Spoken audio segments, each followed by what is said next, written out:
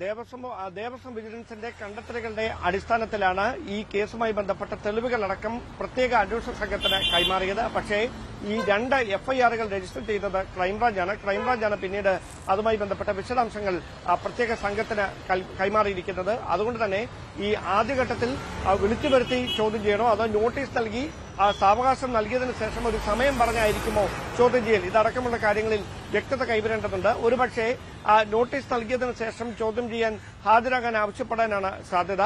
ആദ്യം ഉണ്ണികൃഷ്ണൻ പോറ്റിയെയും പിന്നീട് ദേവസ്വം ഉദ്യോഗസ്ഥരെയും ചോദ്യം ചെയ്യുമെന്ന സൂചനകളാണ് ലഭിക്കുന്നത്. അതിനുശേഷം മാത്രമേ 2019 ഭരണസമിതിയിലേക്ക് അന്വേഷണം എത്തുകയുള്ളൂ. അതായത് അവരുടെ മൊഴിയെടുക്കുന്നതടക്കം 2019 ദേവസ്വം ബോർഡ് പ്രസിഡന്റ് ഉൾപ്പെടെയുള്ളവരുടെ മൊഴിയെടുക്കുന്നതുൾപ്പെടെയുള്ള നടപടികളിലേക്ക് ആദ്യഘട്ട ചോദ്യം ചെയ്യൽ, അതായത് ഉണ്ണികൃഷ്ണൻ പോറ്റിയെയും അതോടൊപ്പം 10ഓളം ദേവസ്വം ഉദ്യോഗസ്ഥരെയും ചോദ്യം ചെയ്യുന്ന ശേഷമേ ഭരണസമിതിയിലേക്ക് എത്തുകയുള്ളൂ. അപ്പോൾ മാത്രമേ ഇതിന്റെ രാഷ്ട്രീയമായ മാനം അല്ലെങ്കിൽ ഏത് തരത്തിലായിരിക്കും അത് സർക്കാരിന് വലിയൊരു വെല്ലുവിളിയായി മാറുക എന്നതടക്കമുള്ള കാര്യങ്ങളിൽ വ്യക്തത കൈവരികയുള്ളൂ. നിലവിൽ പുറത്തുവരുന്ന സൂചനകൾ അനുസരിച്ച് ഉദ്യോഗസ്ഥരും ഉണ്ണികൃഷ്ണൻ പോറ്റിയും തമ്മിലുള്ള ഗൂഢാലോചനയാണ് ഇങ്ങനെ 474 ഗ്രാം സ്വർണം കാണാതാകുന്ന തരത്തിലേക്ക് കാര്യങ്ങൾ എത്തിച്ചത് എന്ന് ഏറെക്കുറെ ഉറപ്പായിട്ടുണ്ട്. അതിനപ്പുറത്തേക്ക് ദേവസ്വം വിജിലൻസ് ഹൈക്കോടതിയിൽ സമർപ്പിച്ചിരിക്കുന്ന റിപ്പോർട്ടിലെ ഒരു പ്രധാനപ്പെട്ട കണ്ടെത്തൽ, ആ ഭരണസമിതിക്ക് ഈ വിവാദങ്ങൾ ഉണ്ടാകുന്ന സമയത്തെ ഭരണസമിതി അറിയാതെ അല്ലെങ്കിൽ അവരുടെ പ്രേരണയില്ലാതെ ഇങ്ങനെയൊരു തട്ടിപ്പ് നടക്കില്ല, അതിന് അവസരമുണ്ടാകില്ല. അവിടെ അത്രമാത്രം പരിശോധനകളും അതോടൊപ്പം തന്നെ നിരീക്ഷണങ്ങളും ഉള്ളതാണ്. അവിടെ നിന്ന് ഇങ്ങനൊരു കാര്യം സംഭവിക്കണമെങ്കിൽ പ്രേരണയോ അതല്ലെങ്കിൽ ബോധപൂർവമായ അറിവോ ഉണ്ടായിരിക്കും. അതിലേതാണ് വേണ്ടത് എന്നതിനെക്കുറിച്ച് വിശദമായ അന്വേഷണം വേണമെന്നാണ് ഈ റിപ്പോർട്ടിലടക്കം പറയുന്നത്. അതുകൊണ്ട് ആ ദിശയിലേക്ക് വിശദമായ അന്വേഷണം നടക്കും.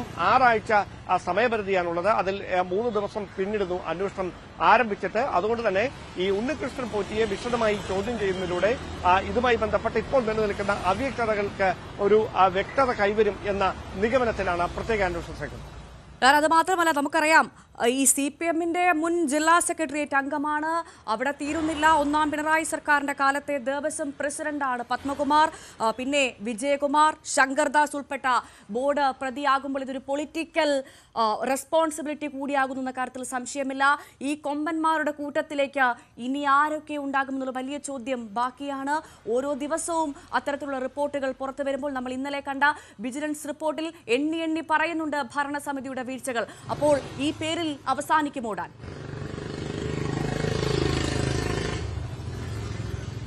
നിലവിൽ ലഭ്യമാകുന്ന സൂചനകൾ അനുസരിച്ച് ഇപ്പോൾ ഈ എഫ്ഐആറിൽ ഉൾപ്പെട്ടിരിക്കുന്ന 2 എഫ്ഐആറുകളായി പ്രതിപട്ടികയിൽ ഉൾപ്പെട്ടിരിക്കുന്നവരിൽ അന്വേഷണം നിലവിലെ സാഹചര്യത്തിൽ ഒതുങ്ങാനാണ് സാധ്യത. കാരണം അതിനപ്പുറത്തേക്ക് ഏതെങ്കിലും തരത്തിലുള്ള രാഷ്ട്രീയ ഇടപെടലുകൾ ആ സമയത്ത് ദേവസ്വം വകുപ്പിന്റെ ചുമതലയിൽ ഉണ്ടായിരുന്ന മന്ത്രിക്കോ അല്ലെങ്കിൽ മന്ത്രിയുടെ ഓഫീസുമായി ബന്ധപ്പെട്ടവർക്കോ ഒന്നും ഈ സംഭവവുമായി നേരിട്ട് ബന്ധിപ്പിക്കാൻ കഴിയുന്ന തെളിവുകളൊന്നും, അത്തരത്തിലുള്ള ഒരു തെളിവുകളും അന്വേഷണ ഉദ്യോഗസ്ഥർക്ക് ദേവസ്വം വിജിലൻസ് നടത്തിയ പരിശോധനയിലോ പ്രത്യേക അന്വേഷണ സംഘത്തിനോ ഇതുവരെ കണ്ടെത്താൻ കഴിഞ്ഞിട്ടില്ല. പക്ഷേ ഭരണസമിതിയെ കൃത്യമായി സംശയമുന്നയിലാണ്. അതുകൊണ്ട് തന്നെയാണ് ഈ 2ാമത് രജിസ്റ്റർ ചെയ്ത എഫ്ഐആറിൽ കൃത്യമായി ഭരണസമിതിയുടെ പേര് മുഴുവൻ എടുത്തു പറയുന്ന ഒരു സാഹചര്യം ഉണ്ടായത്. എന്താണ് അവിടെ സംഭവിച്ചത് എന്ന കാര്യത്തിൽ വിശദമായ അന്വേഷണം തന്നെ വേണ്ടിവരും. എന്തായാലും പത്മകുമാറിലേക്ക് അന്വേഷണം എത്തുമ്പോൾ തന്നെ അതിന് ഉദ്യോഗസ്ഥ തലത്തിൽ നിന്നൊക്കെ മാറി അതിനൊരു രാഷ്ട്രീയ മാനം കൈവരും. അതിനോട് CPM-ന്റെ പ്രതികരണം, സർക്കാരിന്റെ പ്രതികരണങ്ങളൊക്കെ കഴിഞ്ഞ ദിവസങ്ങളിൽ നമ്മൾ കേട്ടതാണ്. ഒരു അന്വേഷണത്തെയും ഭയപ്പെടുന്നില്ല, സുതാര്യമായി തന്നെയാണ് എല്ലാം നടത്തിയിരിക്കുന്നത്. അതിനപ്പുറത്ത് ഒരു തരി സ്വർണ്ണമെങ്കിലും കണ്ടിട്ടുണ്ടെങ്കിൽ അത് കൃത്യമായി തിരികെ വെപ്പിക്കുമെന്ന് ദേവസ്വം മന്ത്രി തന്നെ വ്യക്തമാക്കുന്നു. Devaswom board president PS Prasanth ഇന്നലെ ആവർത്തിച്ച് മാധ്യമങ്ങളോട് വ്യക്തമാക്കിയത്, താൻ ഉൾപ്പെടുന്ന ഭരണസമിതിക്ക് ഇതിൽ ഏതെങ്കിലും തരത്തിലുള്ള വീഴ്ച സംഭവിച്ചിട്ടുണ്ടെങ്കിൽ താൻ അധ്യക്ഷ സ്ഥാനം രാജിവെക്കുമെന്ന് അദ്ദേഹം അസന്നിഗ്ധമായി ഇന്നലെ കൃത്യമായി തന്നെ പ്രതികരിച്ചിരിക്കുകയാണ്. അങ്ങനെ വളരെ PS പ്രശാന്ത് ഉൾപ്പെടെയുള്ളവർ ഈ അന്വേഷണത്തിൽ പൊളിക്കാൻ നടന്ന രാഷ്ട്രീയ ഗൂഢാലോചനയാണ് എന്ന് പറഞ്ഞത് ദേവസ്വം മന്ത്രിയാണ്. ആ വാദങ്ങളൊക്കെ എടുത്ത് എറിയേണ്ട സമയമായി എന്നാണോ മനസ്സിലാക്കേണ്ടത്? അല്ലെങ്കിൽ ആ വാദത്തിൽ കുഴങ്ങിയതാണോ ഇപ്പോൾ ദേവസ്വം മന്ത്രി? അതായത് 6 ആഴ്ചത്തെ സാവകാശം, 6 ആഴ്ച എന്ന് പറയുമ്പോൾ 1.5 മാസം. ഈ 1.5 മാസത്തിനപ്പുറം ഈ അന്വേഷണ റിപ്പോർട്ട് പ്രത്യേക അന്വേഷണ സംഘം ADGP H. വെങ്കടേഷിന്റെ നേതൃത്വത്തിലുള്ള അന്വേഷണ സംഘം ഈ റിപ്പോർട്ട് ഹൈക്കോടതിയിൽ സമർപ്പിക്കും. അതുവരെ മാത്രമേ ഇതുമായി ബന്ധപ്പെട്ട അഭ്യൂഹങ്ങൾക്കൊക്കെ അടിസ്ഥാനമുണ്ടാവുകയുള്ളൂ. സമഗ്രമായ അന്വേഷണ റിപ്പോർട്ടാണ് അവർ തയ്യാറാക്കുന്നത്. ആ റിപ്പോർട്ടായിരിക്കും ഈ വിഷയത്തിൽ പ്രതിപക്ഷത്തിന്റെയും അതോടൊപ്പം ഭരണപക്ഷത്തിന്റെയും രാഷ്ട്രീയ ഭാവി തീരുമാനിക്കുക. കാരണം വിശ്വാസവുമായി ചേർന്ന് നിൽക്കുന്ന ഒരു കാര്യമാണിത്. ഒരിക്കൽ ശബരിമലയുമായി ബന്ധപ്പെട്ട് സർക്കാർ സ്വീകരിച്ച ഒരു നിലപാടിന്റെ പേരിൽ വലിയ വില കൊടുക്കേണ്ടി വന്നതാണ്. ആ തിക്താനുഭവത്തിൽ നിന്നാണ് പിന്നീട് ആഗോള അയ്യപ്പ സംഗമം ഉൾപ്പെടെ നടത്തിക്കൊണ്ട് വിശ്വാസികളെ ചേർത്ത് നിർത്തുക സർക്കാരിനൊപ്പം എന്നൊരു നിലപാടിലേക്ക് ഇടതു സർക്കാർ, രണ്ടാം പിണറായി സർക്കാർ മാറുന്ന ഒരു സാഹചര്യം നമ്മൾ കണ്ടതും. അതിനിടയിലാണ് ഇങ്ങനെ അപ്രതീക്ഷിതമായ ഒരു വിവാദം തലവെക്കുന്നത്. അതുകൊണ്ട് തന്നെ അതിനെ വളരെ കൃത്യമായ ബോധ്യത്തോടെ തന്നെയാണ് സർക്കാർ നോക്കിക്കാണുന്നത്.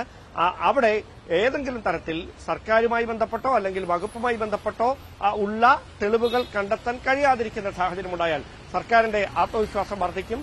മറിച്ച് അങ്ങനെ ഏതെങ്കിലും തരത്തിലുള്ള നീക്കങ്ങളിലേക്കാണ് അന്വേഷണ സംഘം കടക്കുന്നതെങ്കിൽ അതുണ്ടാക്കാൻ പോകുന്ന പൊല്ലാപ്പുകൾ ഞാൻ പറയേണ്ടതില്ല. കാരണം തദ്ദേശ തെരഞ്ഞെടുപ്പിന് 1 മാസം അല്ലെങ്കിൽ 2 മാസം മാത്രം, 2 മാസത്തിനകത്ത് കേരളം തദ്ദേശ തെരഞ്ഞെടുപ്പിനെ നേരിടാൻ പോവുകയാണ്. നിയമസഭാ തെരഞ്ഞെടുപ്പിന്റെ സെമി ഫൈനൽ എന്ന് വിശേഷിപ്പിക്കപ്പെടുന്ന തദ്ദേശ തെരഞ്ഞെടുപ്പിന് ഒരുങ്ങുകയാണ് കേരളം. അതിനിടയിലാണ് ഇങ്ങനെയൊരു വലിയ വിവാദം തലപ്പൊക്കിയിരിക്കുന്നത്. അതുകൊണ്ട് ഈ അന്വേഷണം പ്രതിപക്ഷത്തിനും ഭരണപക്ഷത്തിനും ഒരുപോലെ നിർണായകമാണ്. അവിടെ 6 ആഴ്ചക്കകം നമുക്കറിയാൻ കഴിയും എന്താണ് ഇതിൽ സംഭവിച്ചിരിക്കുന്നതെന്ന കാര്യം. കാരണം മാധ്യമങ്ങളോടക്കം സംസാരിക്കുന്നതിന് ഉദ്യോഗസ്ഥർക്ക് കൃത്യമായ വിലക്കേർപ്പെടുത്തിയിട്ടുണ്ട് കോടതി. ഉണ്ണികൃഷ്ണൻ പോറ്റിയോടും അത് തന്നെയാണ് പറഞ്ഞിരിക്കുന്നത്. അതുകൊണ്ട് തന്നെ ഇതുമായി ബന്ധപ്പെട്ട വിശദാംശങ്ങൾ നമുക്ക് കൃത്യമായി സ്ഥിരീകരിച്ചെടുക്കുന്നതിൽ ചില പരിമിതികൾ ഇപ്പോൾ നിലനിൽക്കുന്നു എന്നതാണ് വസ്തുത. തീർച്ചയായും ഡാൻ പറഞ്ഞതുപോലെ തന്നെ 6 ആഴ്ചയ്ക്കകം അറിയാം ഈ കൊള്ളസംഘത്തിൽ ഇനിയും വമ്പൻ കണ്ണികൾ ഉണ്ടോ എന്നത്. മാത്രമല്ല ഈ തിരുട്ടു സംഘത്തിന്റെ യഥാർത്ഥ ക്യാപ്റ്റൻ ആര് എന്നും നമുക്ക് കാത്തിരുന്ന് കാണാം.